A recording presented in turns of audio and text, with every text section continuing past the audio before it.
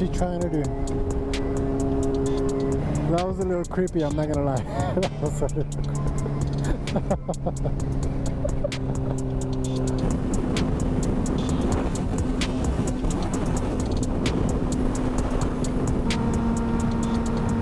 Son of a gun.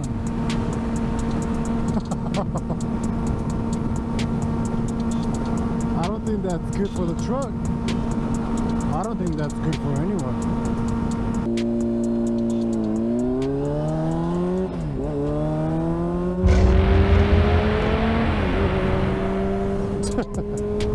Come on. I'm gonna call your number on that van.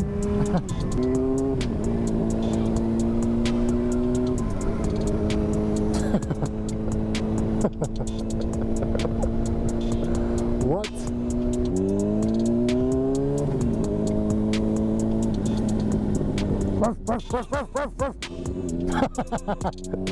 See, he's just shut up. He wasn't expecting that. He's like, huh? He's barking back? Well, that's a first.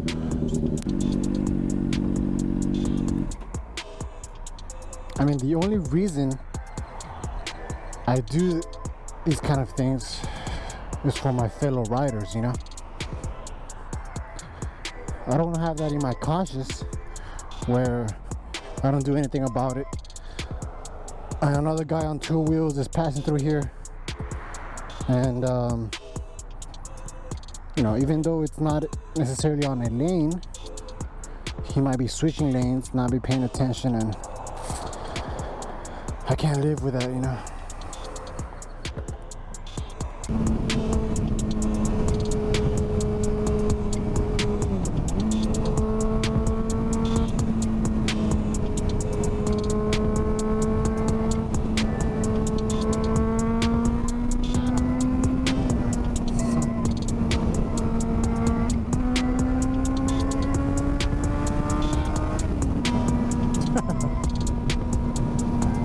Whenever I'm side to side with like bigger trucks, box trucks, 18-wheelers, and I'm surrounded on all sides with them, this is how I feel.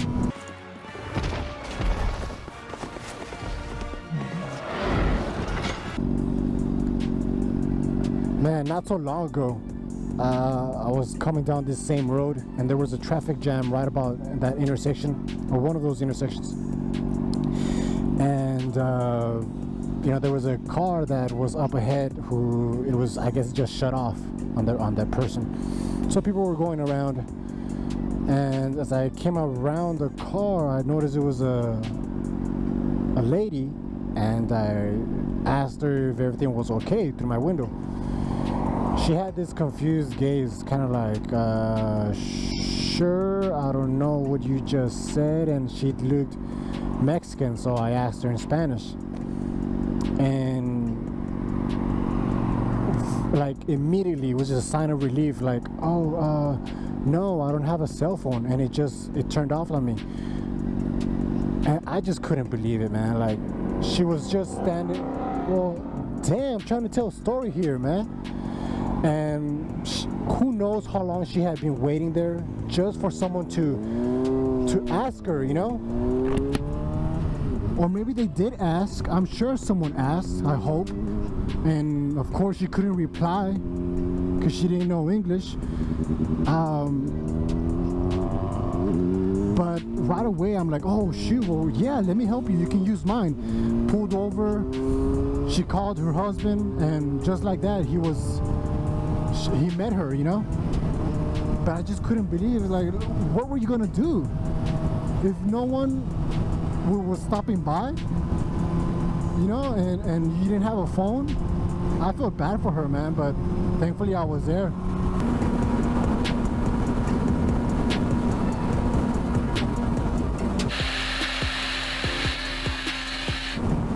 Bro, come on.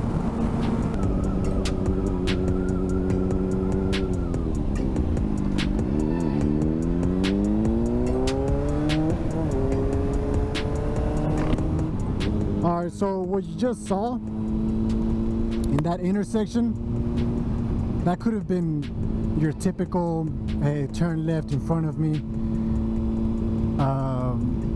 motorcycle crash, you know. I would have ended up on one of those fail videos. But a couple of things that I did was I slowed down as I was going through the intersection instead of accelerating, which I've seen a lot of riders do. It either turns green, or as they're approaching, it's turning green, so they accelerate. But you know how some people run that yellow or the red? Another thing, I'm pretty sure I was covering my brakes, and you know, I was able to get on it pretty quickly.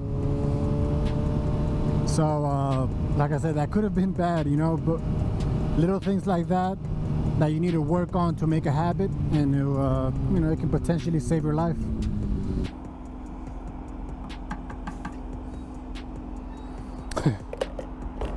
Almost every time that I'm fueling up,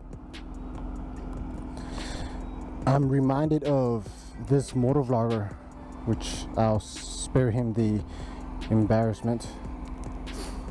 So I won't say his name, but he said he made a video on what not to do, or things not to do, things to avoid. I don't know if the entire video was about that, but he mentioned that he was fueling up and he locked the nozzle or the lever in place, right? Just as you do with a car.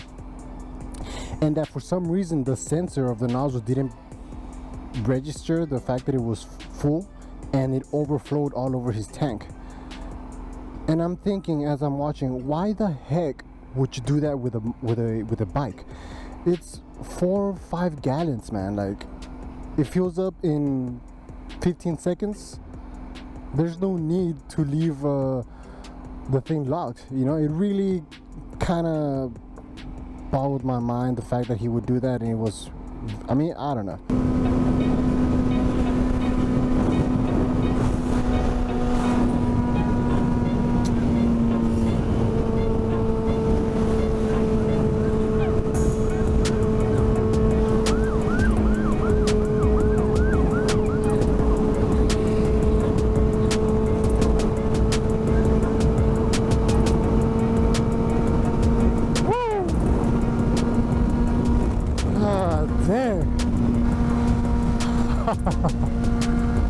I thought that was for me, fam.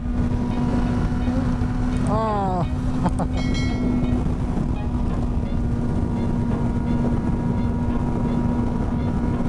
Son of a gun.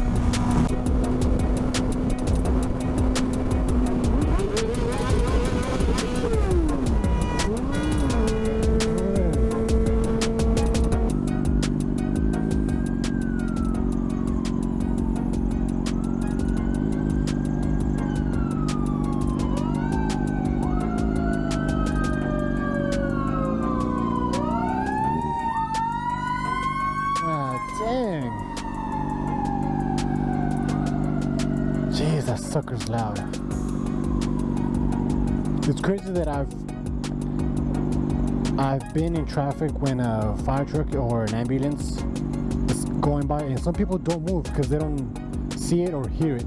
How the heck can you not hear that? Man.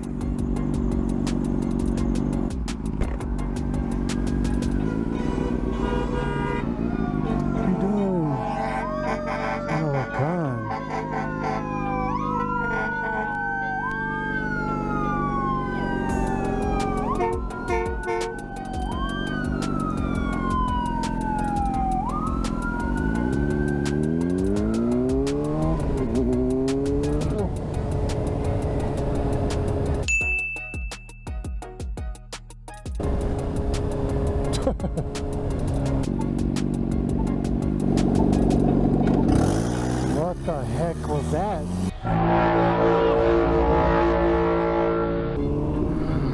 Did you guys hear that?